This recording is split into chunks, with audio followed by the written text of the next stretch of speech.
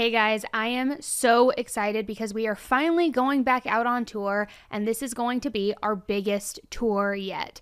We are hitting a lot of cities, coming to a city near you, and this tour is going to be unlike the last tour and unlike any episode or case that we have ever presented. It's going to be an all new exclusive case, an entirely new approach, interactive with you guys, and it is just going to be so great. I am so excited to connect with all of you guys. I am very eager for you to hear this case, and it's just going to be an unforgettable night. So tickets are on sale now, but grab yours now before they're gone. You can get all of the information at annieelise.com. I will also link it in the show notes, and I'm really excited to see you there. So head to annieelise.com, grab your tickets, and I'll be seeing you soon.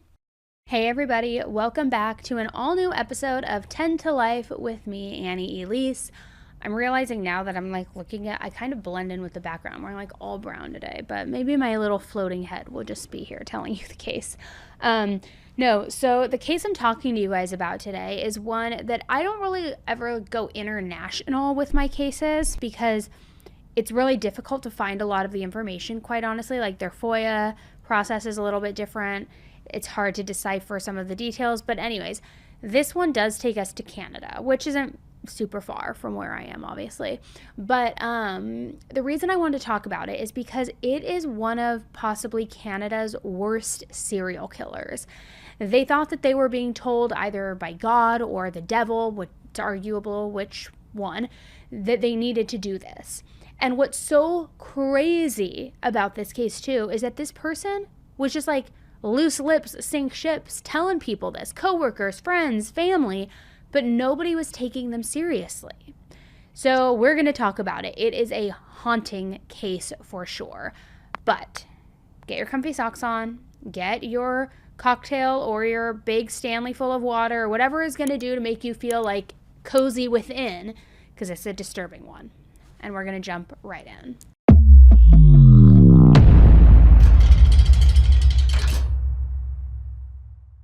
49-year-old Elizabeth Wettlaufer was a nurse from a really small city in southwestern Ontario.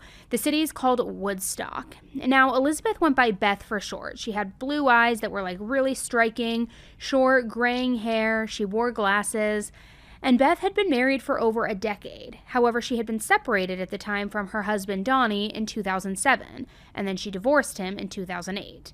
And the truth was, her and Donnie's marriage was kind of just far from perfect, and a really big part of that actually had to do with the way that Beth had grown up. Because not only did Beth get bullied a lot as a child, but she was also raised in a very strict Christian fundamentalist household. And the problem with that was that as Beth was growing up, she realized when she became a teenager that she really preferred girls, which didn't really go over well with either of her parents or their belief systems. So she would try to suppress her feelings, the best that she could, but it wasn't easy for her, as you can imagine. And at one point, she said that she had romantic feelings for a neighbor friend of hers, a girl. However, that feeling wasn't mutual. So Beth, again, kind of just had to stuff down all of her feelings, bury them deep inside. She went on to go to London Baptist Bible College, and she got a degree in counseling. And even though she was technically an adult at the time, her father still kept a very close eye on her. And I say that because he apparently had inside sources on campus who would report back to him with her every single move. And when somebody then let him in on the fact that Beth was attending a gay-friendly church with a girlfriend, all hell broke loose. She was pulled out of school almost immediately, and then she was sent to a conversion camp. Now, she went through this camp's program. She finished it, and then, because of that, she was allowed to go back to college. But during this whole experience, Beth admitted to her friends that she was living with a lot of shame and a lot of depression, and she had really developed feelings of self-loathing, self-doubt, which, hello, I can't imagine why. It was she was never accepted anywhere that she went. But then after graduation, she wasn't sure whether or not counseling was going to be the best fit for her. That's what she had majored in, but it didn't really feel like it was going to be the fit she was looking for. So she decided to go back to school for a 3-year nursing program. And then and there, she eventually met Donnie, and they got married.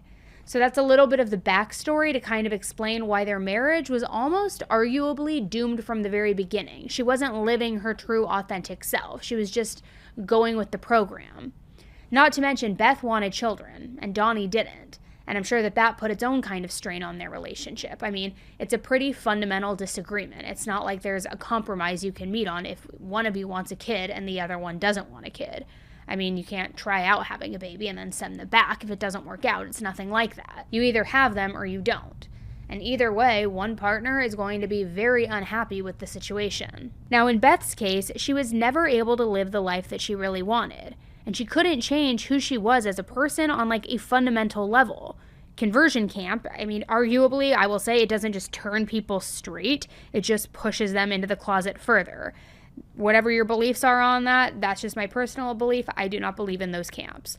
And for Beth, that's kind of what happened. It just pushed her further in the closet. I mean, on top of the fact that she was pretending to be someone she wasn't, she also was dealing and battling with those feelings that she had expressed to her friends, the ones of self-loathing, self-doubt, and it made it impossible for her to live a healthy and happy life. And layered on top of all of that, as if that wasn't already enough, she was also trying to treat her borderline personality disorder and an alleged opioid addiction. Now, that opioid addiction actually started when she was working with her nursing job because she was stealing drugs, and it resulted in her getting her license restricted pretty early on in her nursing career.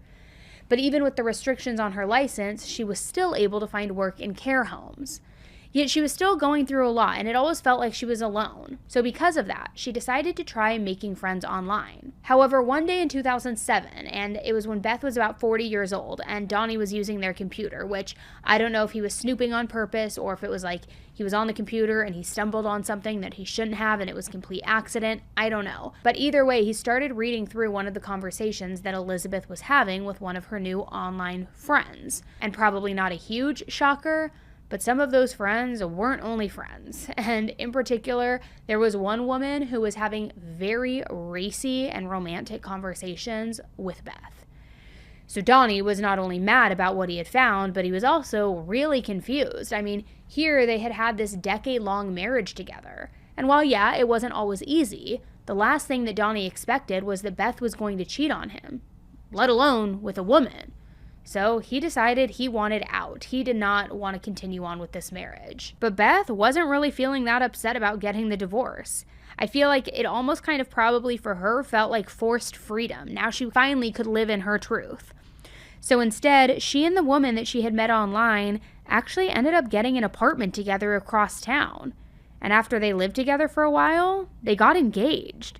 So the divorce was basically an opportunity for Beth, a chance to be her true, authentic self for the first time ever. And even though that was great, she still wasn't getting the support or the love from the people who she loved, because her parents never even acknowledged her relationship with her girlfriend. They would just tell people, like, to explain the living situation, oh, no, Beth, she's just such a nice person. She's just renting out the spare room in her apartment to people who need it, things like that.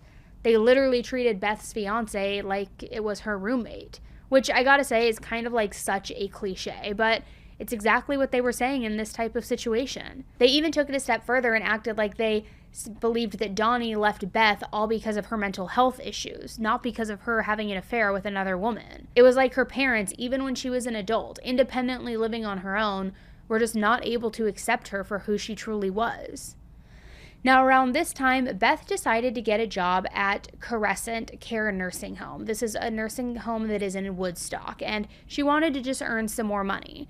So she worked there as a registered nurse, and this meant that her job involved, of course, taking care of people, handling whatever they needed in their day-to-day. Also giving medication to elderly parents who were, under the nursing home's care. So it all sounds great, right? I mean, new job, new apartment, new relationship with somebody who finally let her be herself. It was a brand new, fresh start. It was her being able to start all over to all appearances, finally live her life. And Beth was doing great, or at least she should have been.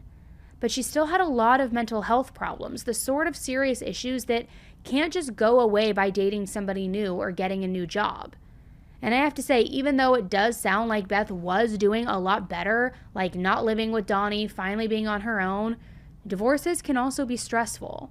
Even when you know that the marriage is over and it needs to end, it's still not fun or an easy process to go through. Add in the fact that her parents were still completely in denial about Beth's sexual orientation. It was like her mental health was getting worse with every passing day. And to be specific, it got to the point where Beth felt like God was telling her that certain people needed to die. Not just that, but that if she did hurt or kill a patient, that she would be doing something good, that it was for the better of mankind, that she would be the selfless person doing that. So she acted on her impulses, and she began hurting her patients. Specifically, whenever she had to give insulin to her patients, she would intentionally give them more than they needed.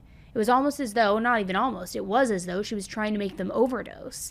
And since Beth knew that she would get in trouble if she got caught, whether God was telling her to do this or not, she really made it a point to hide what she was doing. She made sure that she would inject her patients with that insulin either in their hip or other areas of their body that weren't very visible. Now, Beth didn't know enough about insulin or body chemistry to know exactly how much to give somebody in order to kill them. She was kind of just doing guesswork, how much would cause a lethal overdose. And at first, she way underestimated how much she had to give. She was making people sick, but she wasn't killing them, fortunately. Like her first victim, Clotilde Adriano, who survived Beth's attempt to kill her. Clotilde was beloved by her caretakers, all except for Beth, I guess. But luckily, Beth didn't kill her. She also wasn't able to kill her sister-in-law, Albina, who she also experimented with doses on. Still, Beth essentially thought that this was her destiny, just killing innocent elderly people. And there was one victim in particular that she knew that she wasn't going to screw up with. She knew that she wasn't only going to give him a dose that made him sick.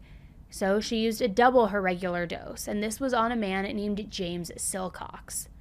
According to Beth, James was just not a great person because he would have outbursts, he would act out, but he also had dementia and other health issues. So that's why he was in this particular hospital. So it wasn't like he was acting out on purpose because he felt like he wanted to be difficult for nurses. It was something that was out of his control. And even if he was acting out, even if he was difficult, that obviously doesn't mean that he deserves to be murdered, right? Nobody did.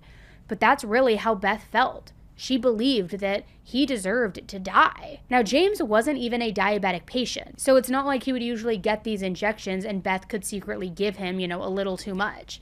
She had to hide it. She had to hide it so that no one would ever connect her with James's eventual death. So again, Beth just felt this urge to overdose him with something that she knew would kill him. And she did it around 10:30 p.m. one night, and by 3 a.m., it was over. He was dead. Then Beth was the one to let James's family know that he had died, and she said that his death was ruled as a result of a post-surgery embolism. And from there, she just continued murdering patient after patient. After James, there was Maurice Grant, and Beth didn't like him because she was told that he grabbed other nurses' breasts. So in the fall of 2007, one evening, she gave him a big dose of insulin, which again, he wasn't even diabetic in the first place. But by the morning, he was in a coma. And then later that afternoon, he passed away. Next was Helen Matheson that same fall. She also was not diabetic.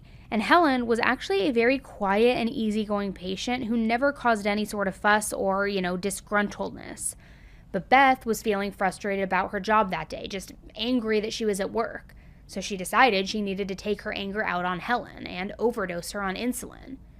Helen died 2 days later as a result. And make no mistake, this wasn't a quick and painless type of death either. All of her victims suffered. Their symptoms included confusion, seizures, difficulty seeing, chills, anxiety, even shakiness. But Beth would get high off this power. She even described what she called the red surge coming over her, like some kind of high. In other words, after the job was done, she wouldn't feel any sort of remorse whatsoever. In fact, she would feel giddy, like she wanted to laugh. But then later, that red surge, whatever she would call it, would wear off, and she would feel this need to have to do it again. Now, I'm not going to pretend to understand how Beth thought. I'm not a psychologist, but I do think that on some level, she knew that what she was doing was wrong and that she did want to stop. And the reason I say that is because I'm basing this on the fact that in 2007, she ended up telling the woman that she was dating what had been happening. However, all that the woman said was, well, you need to stop doing that. Don't do it anymore because you don't want to get caught. That was her only reaction.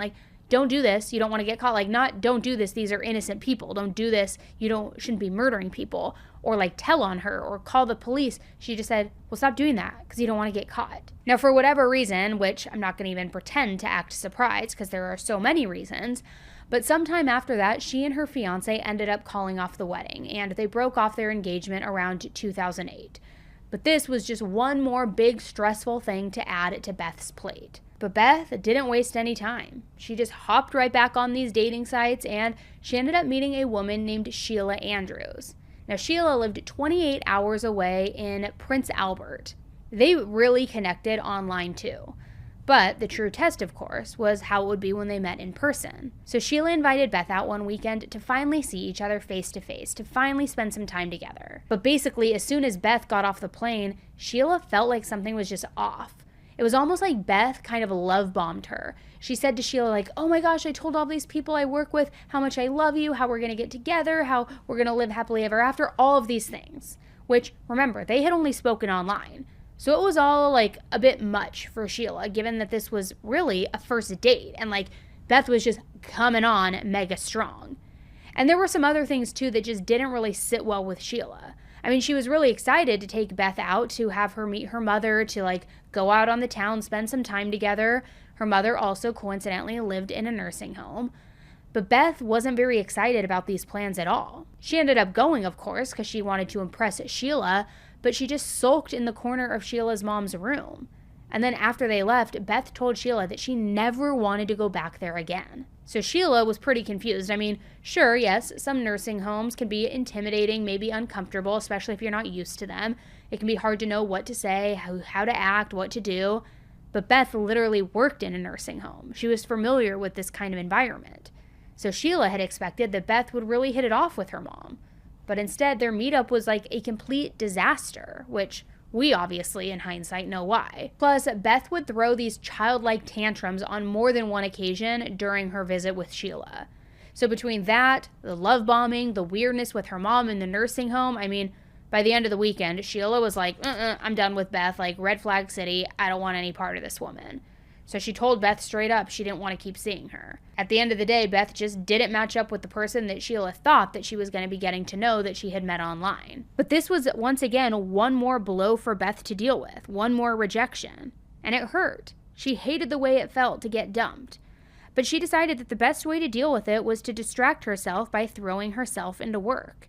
She kept going online, she kept setting up dates, but her main priority at that point was her job. Which is weird because it was the same job where she had been purposefully trying to make people overdose on insulin, where she had already killed patients. So why she all of a sudden wanted to focus on that does not feel right. And the murders and attempted murders aside, Beth put a lot of pressure on herself to do well. And it was almost like she was compartmentalizing. Like sometimes she was this ruthless serial killer, but then the rest of the time, she really wanted to make sure that everyone at the hospital was being taken care of. And her coworkers really enjoyed working with her too, because they said she had so much professionalism. She was actually well liked by everyone. But despite that, she couldn't keep this secret to herself. And somewhere along the way, she told a fellow coworker, who happened to be a teenager, what she had been up to. Now, this was a few years into it. This was in 2011. And what's interesting about this is the coworker, like Beth's ex, didn't do anything with that information. They didn't turn her in. They didn't tell her anything to like keep her from acting on these impulses, to stop her, to try to stop her. So around the same time, Beth began killing again. And this time, her victim was Mary Zerwinski. Again, not a diabetic patient. Mary had dementia. She was very spunky, very outspoken, but because of that, Beth didn't like her. So again, Beth decided she was going to take things into her own hands, give her way too much insulin, and Mary died the following day. And right after Mary, there was another victim, Gladys Millard. Now, Gladys was a type 2 diabetic, and she also had severe dementia. Due to her dementia, she tended to be a bit more challenging of a patient because she struggled with taking her pills, following direction, things like that. And of course, that was a thorn in Beth's side. She didn't like that. So for her, that was enough of a reason to kill her. Now, for some reason or another, after her 5th murder, Beth had a shift in her mindset. She didn't fully believe that God was telling her to do this anymore, and she began to think that maybe it was the devil telling her to do this. But even so, even at that revelation, she didn't stop. She went on to kill even more people, making it 8 victims in total for her death count. And it went on for years. In October 2013, her next victim was Helen Young, another outspoken patient of Beth's. Helen would go around shouting that she wanted to die. She would have outbursts. She would yell. But Beth really took that not as a signal of her mental health, but as a signal that she needed to take matters into her own hands. Like she was doing Helen a favor. But Helen's death, it was slow and it was painful, as were most of Beth's victims. She ended up seizing and dying 2 days later. After Helen, there was Maureen Pickering, another dementia patient who Beth didn't like due to her behavior with other patients. Now, because of this and because of Maureen's dementia, she had this tendency to act out and hit other patients and even pull their hair. So because of this, Beth actually had the sick idea that if she gave her a bit too much insulin, it could cause some sort of brain damage that would make her less of a, quote, pain to her, like maybe make her more tolerable. But what really happened was that she had a stroke and died 5 days later. Now, obviously, there are a lot of similar themes with these deaths and with these victims. I mean, none of them could help their situation. Dementia does horrible things to the brain, and it causes somebody to no longer act like they used to do. Impulse control goes out, reasoning goes out. It's very sad to witness. And as for each victim, it seemed like Beth would just kind of get annoyed with them and then would figure that the easiest way to get rid of them was to overdose them with insulin. And it was an easy enough thing for her to accomplish on her own. I mean, it went unnoticed for years. Multiple patients who were under her care were dying. And by 2014, over 11 patients had been impacted. Beth was suspended too multiple times for making medication errors that were non-insulin related. But then after patients continued to die under her watch, she was finally fired. And the nursing home that she worked for reported it all to the Ontario's College of Nurses. But get this. There was really no real penalty for her. Basically, nobody suspected that she was doing any of this on purpose. They just figured she was kind of an idiot, making all these mistakes. But being that all of these patients who were dying were her patients, who she was, obviously supposed to be caring for and treating, there was nobody else to really put the blame on other than Beth. Still, though, when the hospital fired Beth, she ended up retaliating and threatening to take legal action. So they decided to just settle. They're like, hey, you know what? We'll give you $2,000, a good reference, and let's call it a day. Literally, they fired her because they thought that she was killing patients, intentionally or not, yet they were threatened by her suing or threatening to sue them that they offered to help her get her next job, which, put her in a position to kill even more people. So how do you calibrate that way of thinking? It makes no sense. And you're probably wondering how on earth she was able to even get a job at a new company. Because, get this, she didn't lie, at least not about everything. She didn't confess to being this horrible serial killer who killed all these people. But she did freely admit in her interview that she had been fired for making errors when it came to patients' medications. Yet, somehow, some way, and luckily for Beth, this supervisor said, you know what, it's okay. I'm a firm believer in second chances. I think that you'll be okay. So, shortly after getting hired at this new spot, her last patient died. It was Arpad Horvath, who went by Art for short. And again, he was a non-diabetic patient who had dementia. Beth didn't like how he acted towards the nurses, so she took it into her own hands and overdosed him. And he died 5 days later. So then, after, quote, losing another patient, Beth decided to quit her job and start focusing on herself, working on herself, looking inward. And I don't just mean that she was focused exclusively on trying to stop herself from hurting or killing more patients, because that's not at all what it is. Instead, she was worried because her opioid addiction was now getting out of control. And on top of that, she was also beginning to drink very heavily. So Beth ended up spending some time in rehab. And then, after getting out in 2015, she decided to work yet another nursing job for elderly patients. This time, though, it wasn't going to be full-time. It was only going to be part-time. However, in no time at all, she, of course, started having more issues with patients. One of those patients was found in her bed struggling for life. And it turned out that she had been pumped full of insulin, way more than she needed for her treatment. Luckily, the doctors managed to save her life, but it was a very close call. And for a while, it looked like she wasn't going to make it at all. And I think it's safe to say that Beth's guilt was now at this point possibly really starting to affect her. Not enough for her to actually, stop killing people, but she apparently kept trying to turn herself in. But unfortunately, every single time that she would confess to someone and tell them what she had done, nobody would take it seriously. So it was like this pattern that just kept happening over and over again. And at some point in 2015, she even told an ex-boyfriend what she had been up to. According to Beth, he just replied and said, "Well, why don't you change your job so that you don't even have the opportunity? Why don't you stop being a nurse? Just come live with me. I'll leave my wife. I'll look after you." Which I gotta say, like, that all sounds really bizarre, right? The fact that she had an ex-boyfriend when she wasn't really even into men. The fact that this guy supposedly offered to end his marriage for her, didn't turn her in. I mean, none of it makes any sense. But finally, by August of 2016, Beth decided enough was enough. It was time to retire from nursing and find another line of work.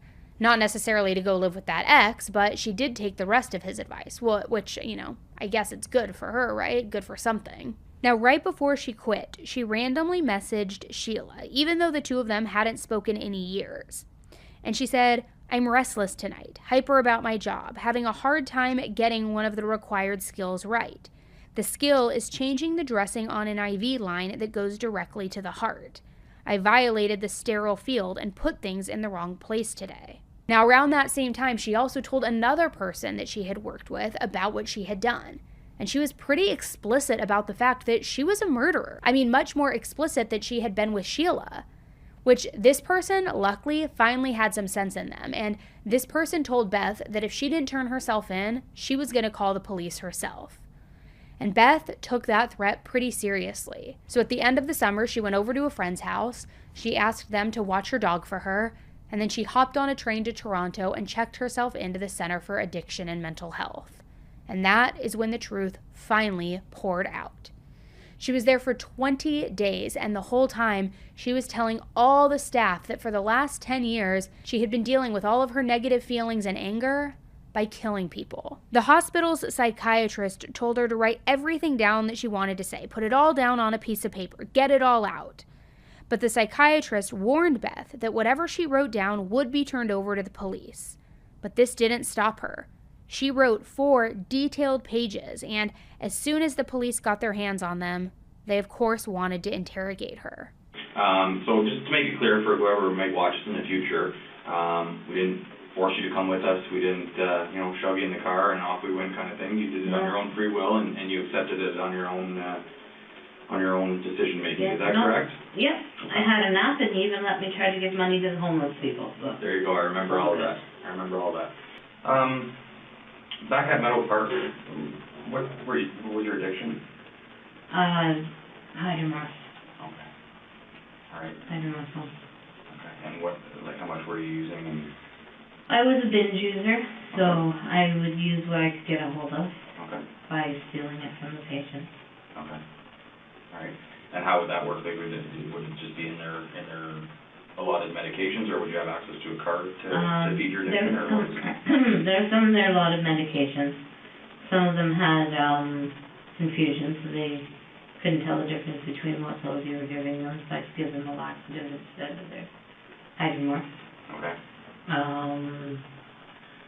There was a lot of them had as needed, so it would be in a big card, and then they'd say, I would just punch out that, Barney needed 2 of those today, and Billy needed 3 of those today when they really didn't.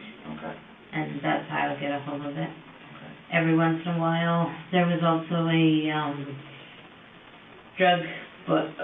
big drug holder, like a safe almost, that we would put the drugs in. Okay. Once, if somebody died, yes. And there were 23 hydromorphs left, would slide the whole card into the drug holder. Well, if you picked it up and turned it upside down and shook it, you'd get drugs back out of it. Okay. So you had your ways. Yes. Yeah. Okay. And was that ever an issue with Stadler? Were you ever confronted, or did that go totally undetected for the time you were there? There was a time when hydromorph was delivered to the home, and it didn't get put away right away by the person who should have. And so I took the hydromorph and put it in my bag and took it home, and it wasn't discovered for months. Okay. And so I just played dumb. When the police phoned about it, I played dumb. Yeah. And that was that? Yeah. Okay. So as a binge user then, like how much would you be using on a, I mean, obviously you wouldn't use it on a daily basis if you were binge Yeah. using, but like how long did the addiction last for? Oh, the addiction lasted from, I think it started in 2008. Okay.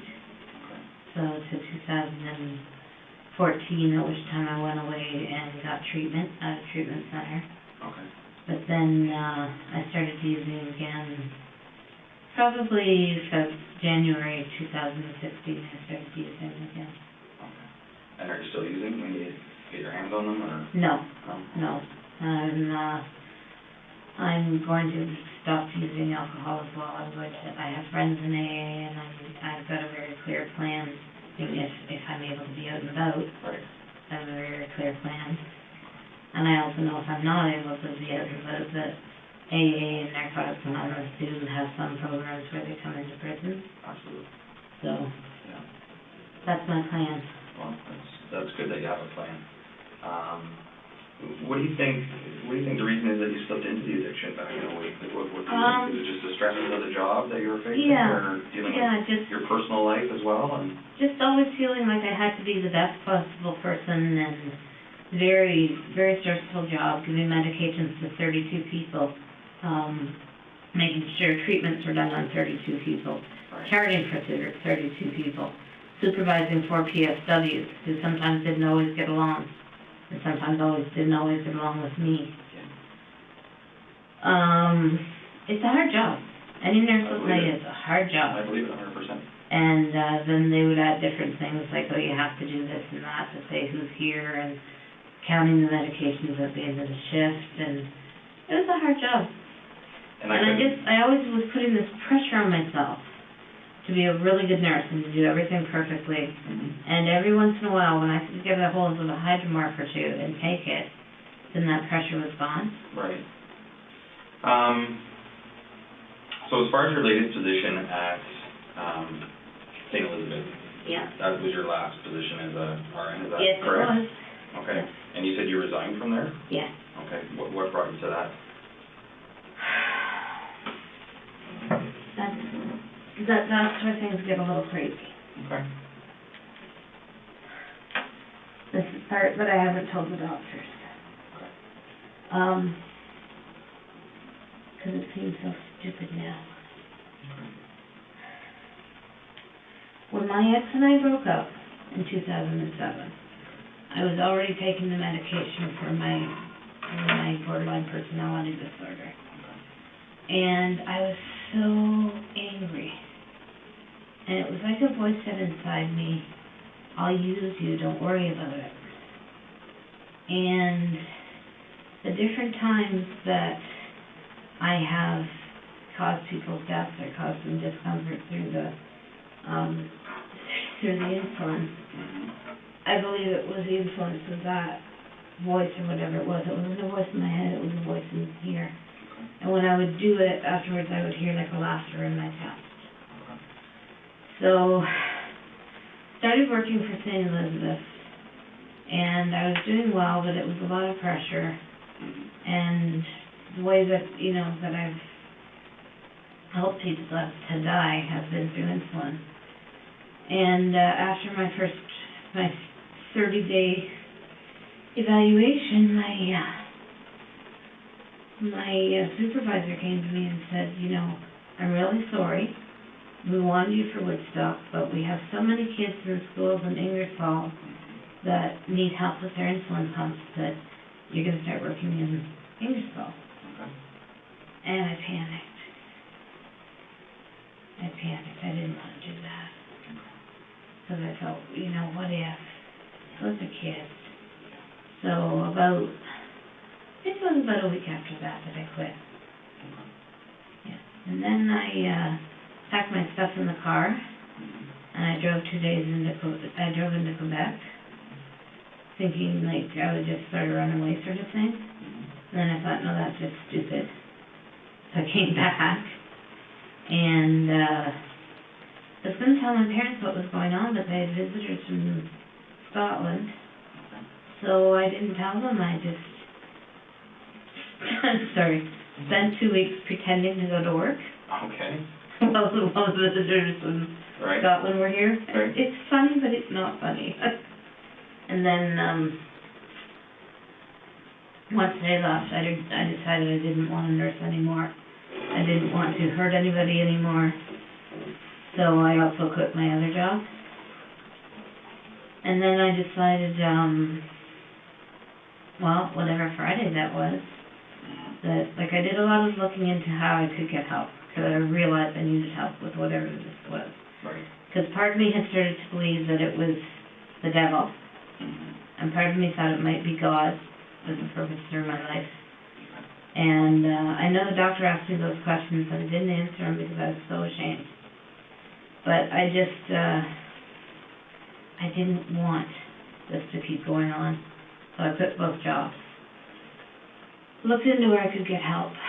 Dr. Fernando is my psychiatrist, and he's not a very nice man.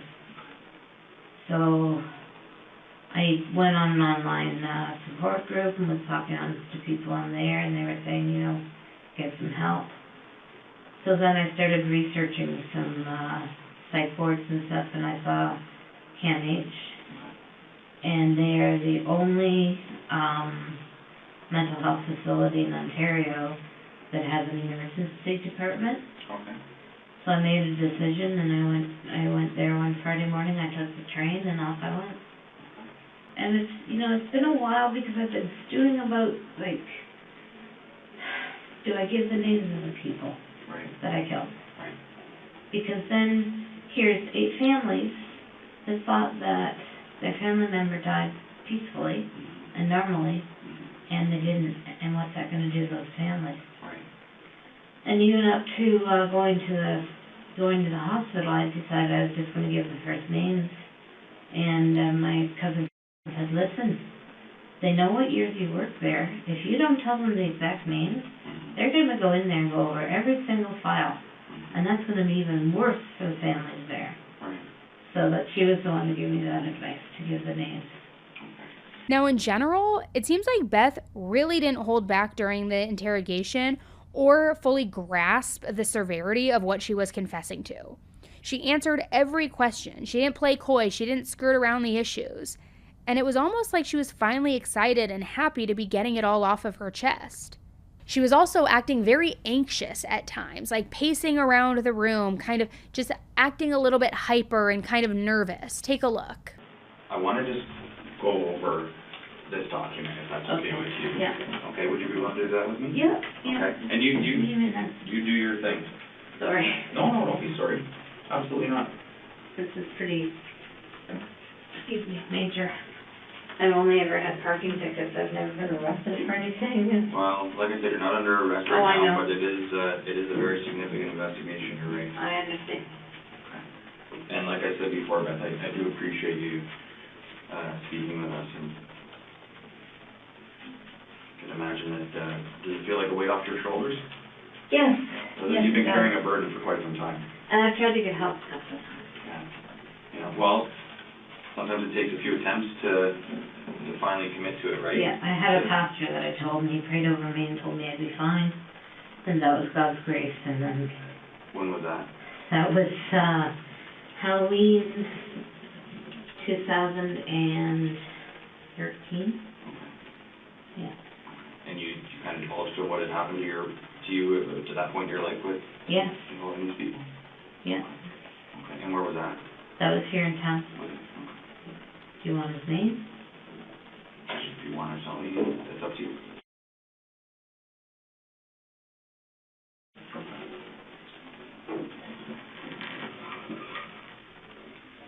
That was, oh no, sorry, it wasn't. Did I just say 2014? It was 2013. Okay, I know that was a lot, but remember, this pastor wasn't the only person that Beth had confessed to before. Earlier, I told you about how Beth had tried to come clean to her teenage coworker, her girlfriend, and ex-boyfriend, even more. And most of those people just told her to keep these murders all a secret, which I can't help but wonder. I wonder what would have happened if one of them would have turned her in, like spilled the beans, like Could a bunch of lives have been saved if she took that advice way earlier, or if somebody narked on her? But on top of all of those stories that I already covered, Beth had also talked to a lawyer who told her to take that secret with her to her grave. She was also in NA, Narcotics Anonymous, and she confided in her sponsor. However, her sponsor apparently just thought that she was joking around. So they kind of just laughed together and then changed the subject. Which, it's wild to me that all of these people basically knew that Beth was a serial killer and didn't really believe it or chose to ignore it. I mean, how was this woman walking around free for so long? Then Beth told the police about her first victim who died, James. Overall, just in a very calm, casual kind of way. It doesn't really feel like she has a lot of remorse. Again, it doesn't feel like she's grasping the severity of this. It just feels off. So, Mr. Silcox, it says here you were working a double shift from 3 till 7, right? 3 p.m. to 7 a.m. Right. Okay. And this was at Crescent Care? Yes. Okay, in Woodstock? Yes. Okay. And tell me about your knowledge of James and your daily interactions during a shift with him. I didn't see him every time. He wasn't always my patient. I just knew from what people had said that he would grab the nurse's breasts and buttocks, and he would say horribly inappropriate things about his wife, that now he was there, he was going to fuck all of she was going to fuck all of Woodstock, and just would say inappropriate things. And he did touch me inappropriately once. And where was that? On your my body? breast. On your breast. Okay. And were you alone in the room at that point? Yes.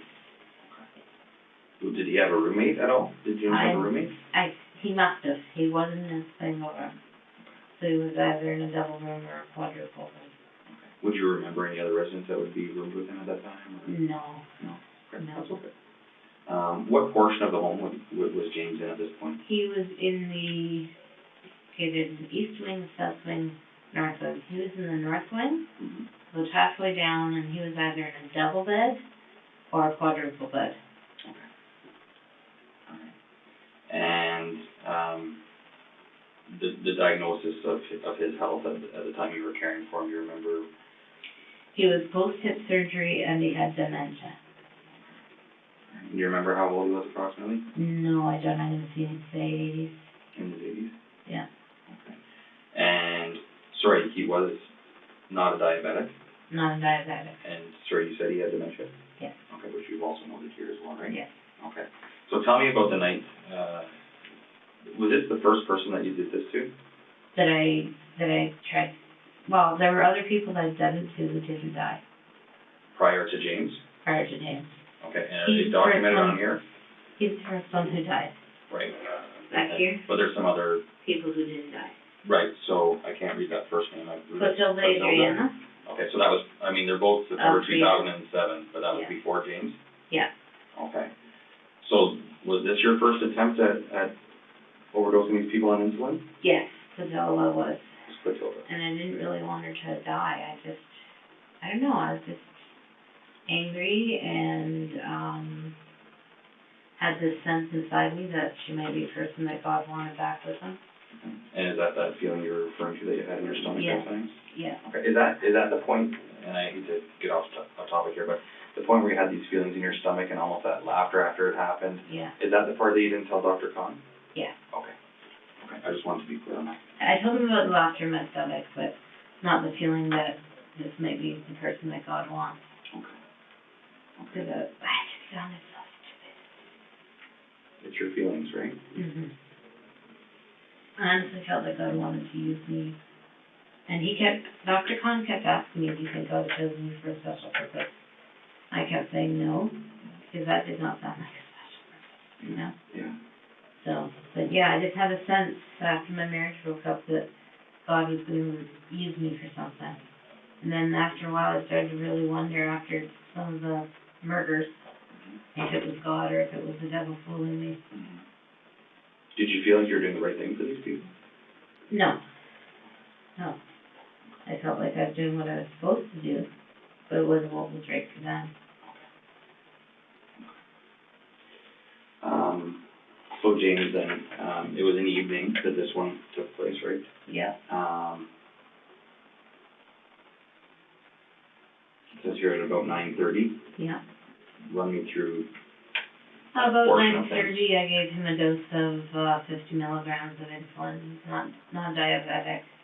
So I used a borrowed insulin pen, borrowed insulin, and gave him an insulin shot. And at 3:30, the PSW, throughout the night he was yelling out, "I love you," and "I'm sorry." And not to me, but just you could hear him calling out in his room, and that's what he was calling out. Mm-hmm. And then at 3:30, the PSWs came to me and said that he was gone.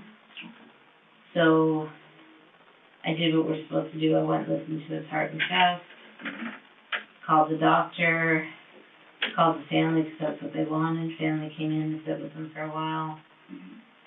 Doctor came in and said that his cause of death was from an embolism due to his post-hip. He'd had hip surgery. Okay. Doctor ruled it embolism due to post-hip surgery.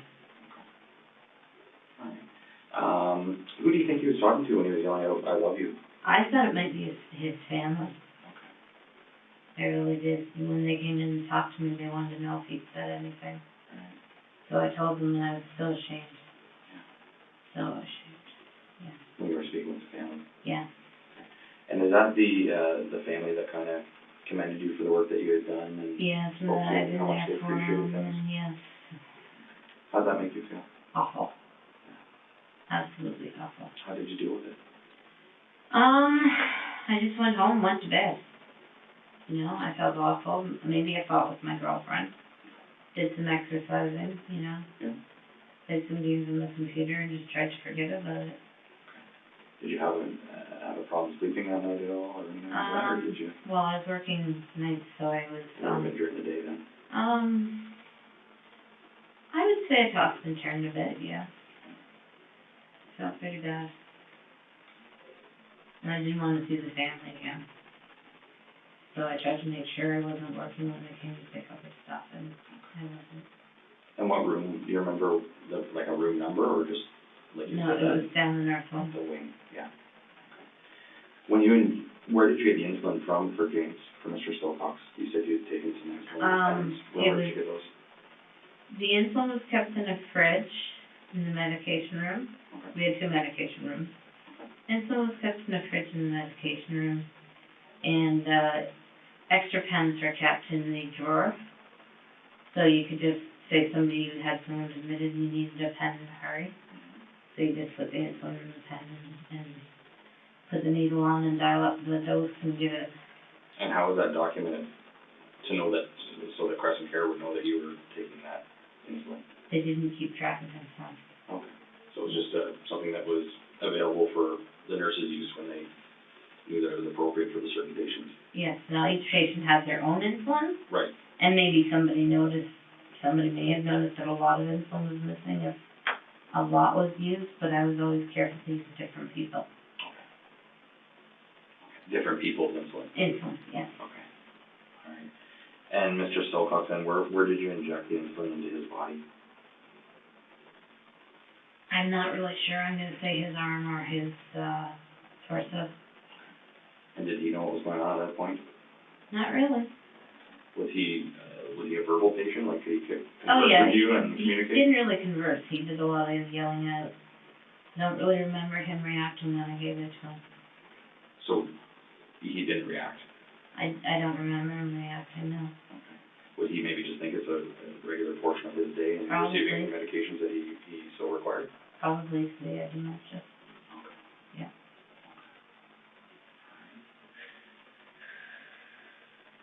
Is there anything else you can remember about Mr. Silcox? His wife and daughter loved him a lot. Mm-hmm. And how does that make you feel? Crappy. Horrible.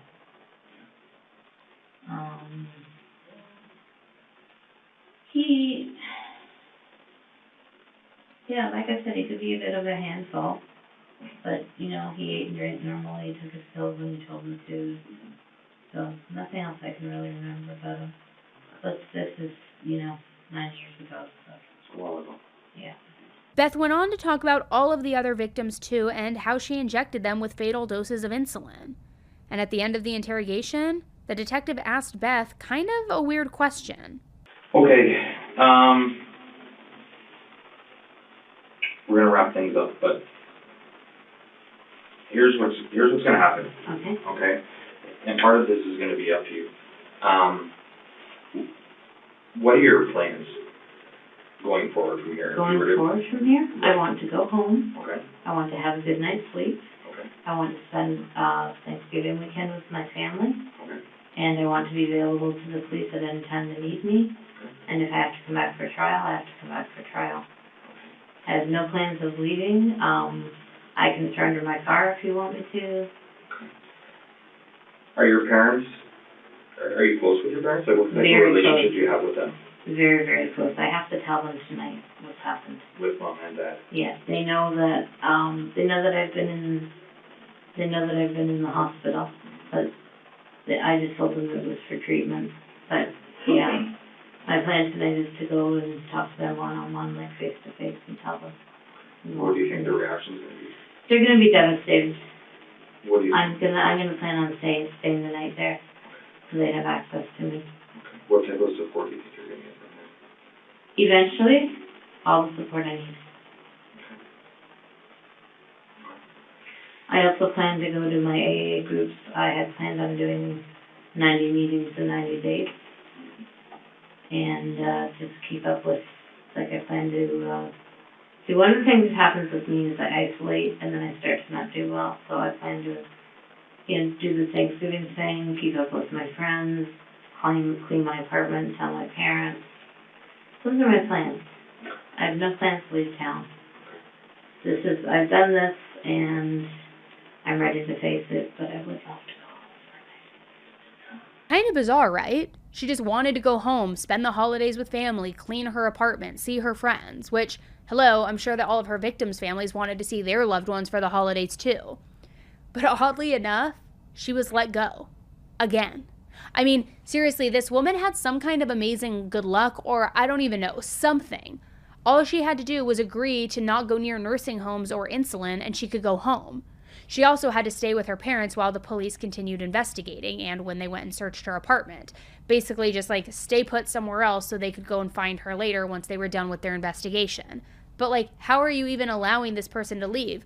What happens if reality sets in and she tries to flee? Like, what are you even talking about? So she went about her life for a few weeks as if nothing had happened.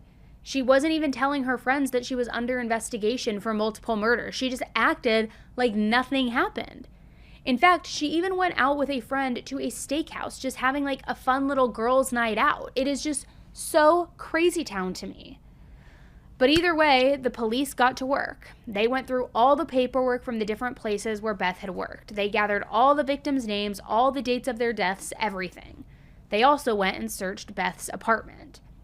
Now, based on some things that she said in that interrogation, we do know that Beth was the most worried about that piece of it, right? She was worried about the search of her apartment. Not because she thought that the police would find something incriminating against her, but more because her apartment was messy. She didn't want to look like a slob, and she was so hyper concerned about that. And I don't know if the reason that was her main focus is because, again, she didn't realize how serious this was, or maybe she thought she would get just a slap on the wrist since they were elderly already. I don't really know. But it for sure seems like her priorities were all out of whack here. Now, one thing that they found in their search of her apartment was that Beth was writing these very cryptic poems, and she was posting them online under a name called Betty Weston. And I'm going to read part of one of her poems, which is called Inevitable, just to kind of like give you a little bit of flavor for what these were about. She watches some life drain from the notch in his neck vein. As it soothingly pools, it smothers her pain. Sweet stiletto so sharp, craves another cut. Obeying a call, she moves to his gut. Blade traces a line from navel to spine, grating on rib bones, slicing intestine. Heart beats then sprays as this next victim pays. Her deft dagger's bill, does it quench her craze? All others are safe from obsession's greed, until she hears again from her knife and her need. Now, that was really unsettling, but it almost sounds like Beth is kind of describing the feeling of killing people. Just weird and unnerving. So on October 25th, 2016, Beth was officially charged with 8 counts of first-degree murder. She was then also charged in January of 2017 with 4 more counts of attempted murder and 2 counts of aggravated assault. This is for the victims who survived. Beth ended up pleading guilty to everything on June 1st, 2017, and she was sentenced to life in prison.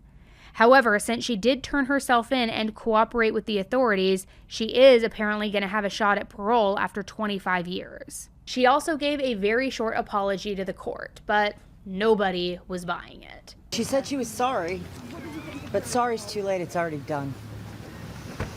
And there's no taking back what she did. And I don't think she's really sorry. I think she was trying to get the sympathy of the court. In my opinion, it was just utter fodder. It was crap. She's trying to make amends for something that you can't make amends for, something that you calculated, something that you did. You can't just say, sorry doesn't cut it, sorry doesn't cover it up for me. I feel now that my nightmare is over. My dad is...